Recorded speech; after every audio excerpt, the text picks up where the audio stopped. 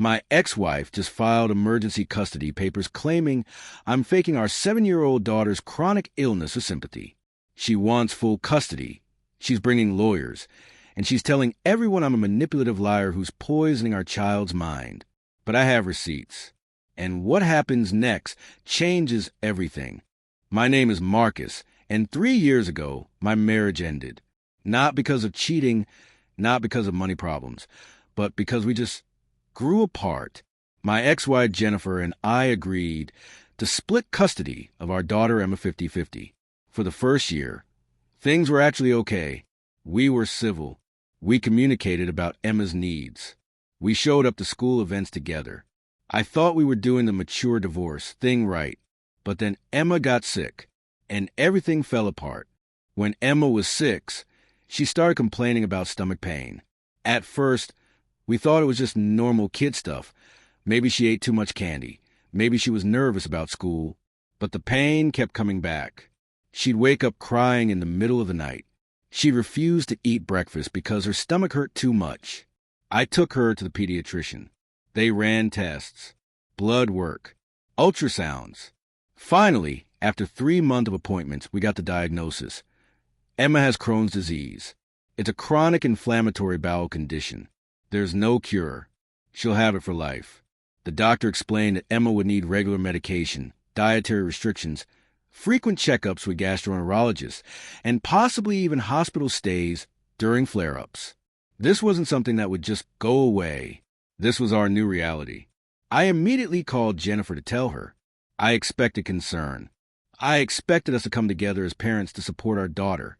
Instead, she said, "Are you sure? She seems fine when she's with me." That should have been my first warning sign. Over the next few months, I followed every single one of the doctor's orders. I gave Emma her medication on schedule. I packed special lunches for school that fit her dietary restrictions. I took her to every gastroenterologist appointment, and there were a lot of them. I kept Jennifer informed about everything. I sent her copies of the medical records. I forwarded her emails from the doctor. I texted her updates after every appointment. But Jennifer started pushing back. She'd text me things like, "Emma says her stomach doesn't hurt at your house. Interesting." Or, "She ate pizza at my place with no problems. Maybe she doesn't actually need those restrictions." Or, "I think you're being overprotective. Kids get stomach aches. It's normal." I tried to explain that Crohn's disease has good days and bad days. Just because Emma felt okay one afternoon didn't mean she wasn't sick. But Jennifer wasn't listening. Then she started skipping the medication doses during her custody time. Emma would come back to my house and tell me, "Mommy said I don't need my medicine because I feel fine." I documented everything. I sent Jennifer a calm but firm email explaining that skipping doses could cause serious flare-ups. I copied the doctor's instructions.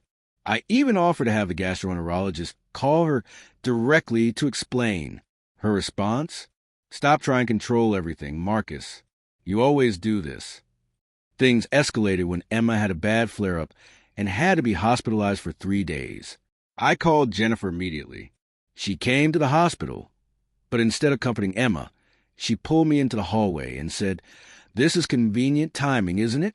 Right before the custody review hearing." I was stunned. "What are you talking about? You're making her sick to make me look like a bad mother." I couldn't believe what I was hearing. Our daughter was in a hospital bed with an in her arm, and Jennifer was accusing me of, what? Faking it? Causing it? The doctors explained to both of us that flare-ups happen, especially when medication isn't taken consistently. They didn't say it directly, but the implication was clear. Skipping doses during Jennifer's custody time had contributed to this. Jennifer left the hospital angry, and that's when things got really bad. She started telling people I was lying about Emma's illness. She told her family. She told mutual friends. She even called Emma's school and told them she suspected I was exaggerating Emma's condition to get special treatment. The school counselor called me, concerned. I had to bring in medical documentation to prove that, yes, Emma really did have Crohn's disease, and yes, she really did need accommodations. I was humiliated, but more than that, I was terrified. What was Jennifer trying to do? 2 weeks after Emma was discharged from the hospital, I got served with legal papers. Jennifer was filing for an emergency modification of custody. She was asking for full physical custody of Emma, with me getting only supervised visitation. Her reasoning? She claimed I was engaging in medical child abuse by subjecting Emma to unnecessary treatments and medications. She claimed I was fabricating or exaggerating Emma's illness for attention and sympathy. She claimed I was using Emma's supposed illness to manipulate the custody arrangement. I sat in my kitchen reading these papers, and I felt sick. How had we gotten here? How had protecting my daughter's health turned into this nightmare? But then I remembered something my lawyer told me during the divorce. Document everything. You never know when you'll need it. And I had documented everything. I immediately called my family lawyer. She read through Jennifer's filing and said, "This is serious. False accusations of medical abuse can destroy your custody rights, even if they're completely unfounded. We need to respond aggressively." We started building my defense. And here's what I had. Medical documentation. Emma's official Crohn's disease diagnosis from a board-certified pediatric gastroenterologist hospital admission, records from her flare-up medication logs showing every dose I'd administered, dietary plans from Emma's nutritionist, letters from her school documenting her medical accommodations, follow-up appointment, records spanning 8 months lab, results showing inflammation markers consistent with Crohn's, disease endoscopy reports with photographic evidence of intestinal inflammation, communication records. Every email I'd sent Jennifer about Emma's condition, every text message updating her on appointment, screenshots of Jennifer's, responses dismissing the illness, messages from Emma saying, "Mommy didn't give me my medicine." The email where I offered to have a doctor call Jennifer directly, Jennifer's text saying the hospitalization was convenient timing. Third-party witnesses. Emma's pediatrician willing to testify, the gastroenterologist willing to provide expert testimony, Emma's school nurse who'd witnessed flare UPS, Emma's therapist who'd been helping her cope with a diagnosis, Emma's teacher who documented anxiety around custody transitions. My lawyer looked at everything and said, "Jennifer just made a huge mistake. She's not just wrong. We can prove she's wrong." But Jennifer wasn't done. A week before our court hearing, there was a knock on my door at 8 p.m. It was 2 police officers. "Sir, we received a report of possible child endangerment at this address. We need to conduct a wellness check on Emma." My heart dropped. Jennifer had called the police. I let them in immediately. Emma was in her pajamas, doing homework at the kitchen table. The officers could see she was healthy, safe, and well cared for. They asked to see her medication. So I showed them prescription bottles, the dosing schedule, and the doctor's instructions. One officer looked at the other and said, "This seems like a custody dispute, not a child safety issue." They filed their report stating there was no evidence of abuse or neglect, but the damage was done. Emma was scared. She asked me, "Daddy, am I in trouble? Did I do something wrong?" I had to explain that no, she hadn't done anything wrong. Mommy was just confused about her illness. But inside, I was furious. Jennifer had traumatized our daughter to try to win a custody battle. That's when I knew I had to protect Emma, not just medically, but legally. My lawyer suggested something I hadn't considered. Having Emma's therapist testify about the emotional impact of Jennifer's denial of her illness. Emma had been seeing Dr. Rodriguez, a child psychologist, since her diagnosis. Dr. Rodriguez helped Emma process her feelings about having a chronic illness. But recently, their sessions had shifted to something else. Emma's confusion about why her mother didn't believe she was sick. Dr. Rodriguez told me, "Emma feels invalidated when Jennifer dismisses her symptoms. She started questioning whether her pain is real. That's psychologically damaging." With Emma's permission and in age-appropriate terms, Dr. Rodriguez agreed to provide a written statement to the court about how Jennifer's denial was affecting Emma's mental health. I also gathered statements from Emma's teachers. They noticed that Emma seemed anxious on days when she was transitioning to Jennifer's custody.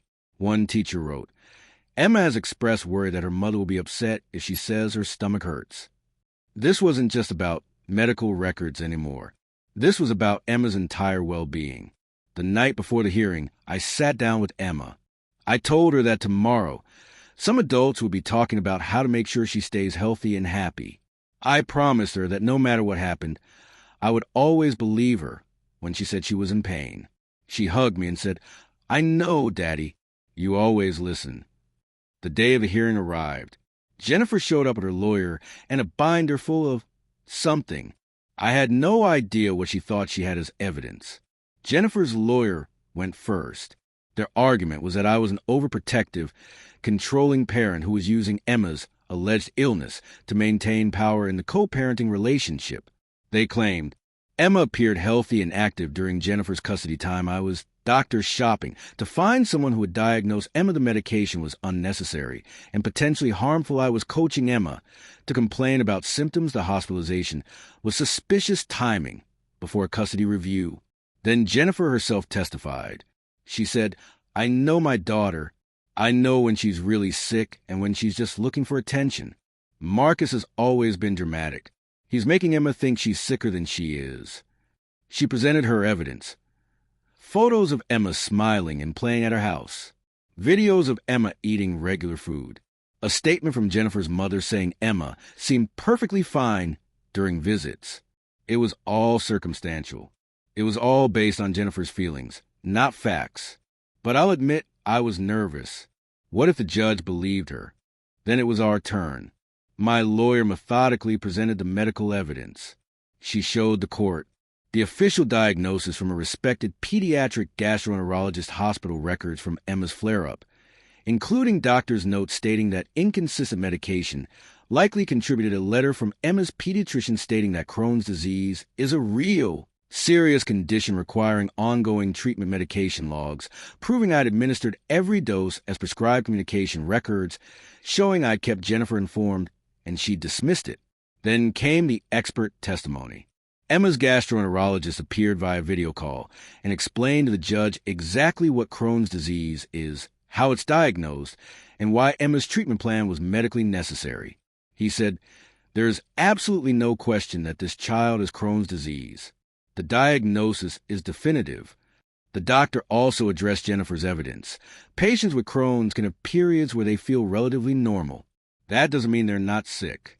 Skipping medication during those periods can lead to severe flare-ups, exactly what happened with Emma's hospitalization.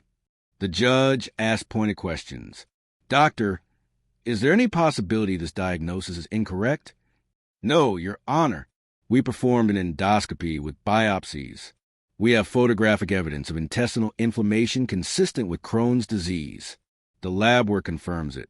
This is not a misdiagnosis or an exaggeration." Jennifer's face went pale. Then my lawyer presented the communication records. She read aloud Jennifer's text dismissing Emma's illness. She showed the emails where I tried to educate Jennifer about Crohn's disease, and Jennifer had responded with accusations of control. Most damaging of all, she presented Emma's own words to her therapist. Dr. Rodriguez's statement included quotes from Emma like, "Mommy gets mad when I say my tummy hurts," and "I don't want to tell Mommy when I feel sick because she says I'm being dramatic." The judge's expression shifted from neutral to concerned. My lawyer wasn't finished. She addressed the court. "Your Honor, this isn't just about medical neglect. This is about a parent who has prioritized winning a custody battle over her child's health. Ms. Jennifer has called the police on Mr. Marcus for following doctor's orders. She's told family, friends, and the school that he's lying about Emma's condition. She's created an environment where Emma is afraid to express her symptoms." Then she dropped the bombshell. "We like to present evidence that Ms. Jennifer has been researching Munchausen syndrome by proxy, a condition where a parent fabricates a child's illness, and is in discussion with her friends to prove Mr. Marcus has this condition." My lawyer showed the court screenshots from Jennifer's social media messages that we'd obtained through legal discovery. In them, Jennifer talked about building a case and exposing Marcus to the manipulator he is. Jennifer's lawyer objected, but the damage was done. The judge had seen enough. Jennifer herself broke down on the stand. Through tears, she said, I can't believe Emma is sick. She's my baby. She's only 7.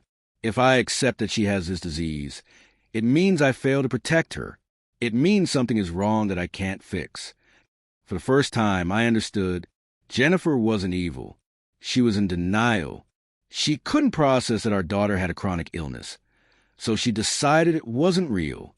And rather than face that painful truth, she turned me into the villain. But understanding her pain didn't change what she'd done. It didn't change that Emma had missed medication doses. It didn't change that she'd called the police on me. It didn't change that she'd made Emma afraid to talk about her symptoms. The judge took a brief recess. When she returned, her decision was clear. I've reviewed all the evidence presented today. The medical documentation is overwhelming and conclusive. Emma has been properly diagnosed with Crohn's disease by qualified medical professionals. Mr. Marcus has followed all treatment protocols and has acted in the child's best medical interests. She looked directly at Jennifer. Ms. Jennifer, I understand that accepting your child's chronic illness is emotionally difficult. However, your denial of Emma's condition has resulted in medical neglect. You've failed to administer prescribed medication. You've dismissed documented symptoms. You've created an environment where Emma feels unsafe reporting her pain. Then came the ruling. The emergency custody modification is denied. Joint physical custody will remain in effect with the following modifications. My heart sank, but then the judge continued. Ms. Jennifer will be required to complete a co-parenting education program focused on managing a child's chronic illness. She must attend 3 sessions with Emma's gastroenterologist to fully understand Crohn's disease and its management. She must follow all medical protocols during her custody time, with written verification from Emma's doctors required monthly for the next 6 months. Additionally, Emma will continue therapy with Dr. Rodriguez, and both parents will attend joint sessions to establish better communication around Emma's health needs. If Ms. Jennifer fails to comply with these requirements, or if there is any further evidence of medical neglect, Mr. Marcus may petition for a modification of custody at that time. Jennifer's lawyer tried to argue, but the judge cut him off. I will not allow this child's health to be compromised by parental conflict. This hearing is concluded. Walking out of that courtroom, I felt a mix of relief and exhaustion. I'd won, but at what cost? Emma had been caught in the middle of all of this. She'd heard adults arguing about whether her pain was real. She'd seen police officers at our door. She'd felt her mother's disbelief every time she mentioned her stomach hurt. Jennifer approached me in the hallway. Her lawyer was gone. It was just the two of us. Marcus, she started, then stopped. Tears were running down her face. I'm sorry. I'm so sorry. I just couldn't accept it. I kept thinking if I didn't believe it, it wouldn't be true. I wanted to be angry. I wanted to tell her how much damage she'd caused. But instead, I just felt sad. Sad for Emma. Sad for Jennifer. Sad for all of us. She needs both of her parents, Jennifer. But she needs parents who believe her, who support her, who put her health first. Jennifer nodded. I'll do the classes. I'll talk to the doctors. I'll learn how to be better at this. That night, I picked Emma up from my sister's house, where she'd stayed during the hearing. She ran to me and hugged me tight. Did the judge decide? Yes, sweetie. Everything's going to be okay. You're going to keep living with both Mommy and me, and we're both going to make sure you stay healthy. Will Mommy believe me now when I say my tummy hurts? Yes, Emma. She will. She's going to learn more about your illness, so she can help take care of you better. Emma smiled. It was the first real smile I'd seen from her in weeks. 3 months have passed since that hearing. Jennifer completed her co-parenting classes. She attended the sessions with Emma's gastroenterologist. She even joined a support group for parents of children with chronic illnesses. Is everything perfect? No. We still have disagreements about parenting decisions. But when it comes to Emma's health, we're finally on the same page. Jennifer gives Emma her medication on schedule. She follows the dietary restrictions. She takes Emma to her appointments. Most importantly, Emma is thriving. Her Crohn's disease is well managed. She's back to being a happy, active 7-year-old who loves gymnastics and reading and playing with her friends. She knows that both her parents believe her, support her, and will fight for her health. Looking back, I realized this wasn't just about winning a custody battle. It was about protecting my daughter from something more insidious than any legal threat, the invalidation of her lived experience. Every child deserves to be believed when they're in pain. Every child deserves parents who will put their health first, even when it's hard to accept. If you're going through something similar, whether the custody dispute, a co-parent who denies your child's medical needs, or just the struggle of raising a child with a chronic illness, document everything. Trust the medical professionals. And above all, listen to your child. Because in the end, that's what matters most. Emma's voice, Emma's truth, Emma's health, and no custody battle, no matter how bitter, should ever make a child question whether their pain is real.